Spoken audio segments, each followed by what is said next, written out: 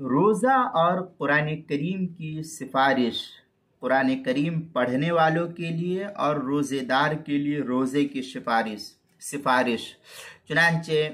مسند امام احمد ابن حنبل وغیرہ کے اندر ایک روایت اس طریقے سے ملتی ہے کہ روزہ یہ ایسی عبادت ہے جو آخرت میں اللہ کے دربار میں روزے دار کے لیے خود ہی یہ سفارش کریں گے، اور اس کی سفارش ایسی ہوگی کہ قبول کی جائے گی۔ ایسا نہیں کہ اس کی سفارش ہو اور یہ قبول نہ کی جائے، اس کی سفارش قبول کی جائے گی۔ اسی طریقے سے قرآن مقدس کا جو پڑھنے والا ہے، قاری جو ہمیشہ قرآن کریم کو پڑھتا رہتا ہے، تو اس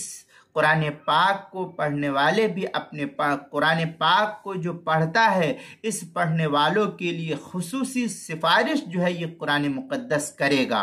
جس کو قبولیت سے نوازا جائے گا۔ چنانچہ نبی اکرم صلی اللہ علیہ وسلم کا ارشاد عالی اس طریقے سے ہے، الصیام والقرآن یشفعان للعبد یقول الصیام ای رب انی منعته الطعام والشہوات بالنہار فشفعنی فیہ، ویقول القرآن منعته النوم باللیل فشفعنی فیہ فیشفعان۔ یہ روایت جو ہے مسند امام احمد ابن حنبل جلد نمبر 2 صفحہ نمبر 174 پر نقل کی گئی ہے، حدیث نمبر 6626 کی ہے۔ مشکات المصابیح جلد نمبر 1 صفحہ نمبر 173، جامع الاحادیث حدیث نمبر 13798 پر ہے۔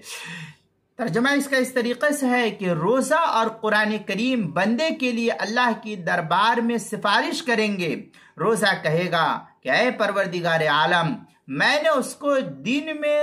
کھانے اور خواہشات سے روکے رکھا، لہذا اس کے بارے میں میری سفارش قبول فرمائیے۔ قرآن مقدس کہے گا اللہ تعالیٰ سے کہ اے پروردگار، میں نے اسے رات کو سونے سے روکے رکھا، لہذا اس کے بارے میں میری سفارش کو قبول فرمائیے۔ چنانچہ ان دونوں کی سفارش جو ہے اللہ تعالیٰ اپنے بندوں کے حق میں قبول فرمائیں گے۔ اس حدیث پر اس حدیث پاک سے ہم کو یہ بات معلوم ہوتی ہے کہ اس حدیث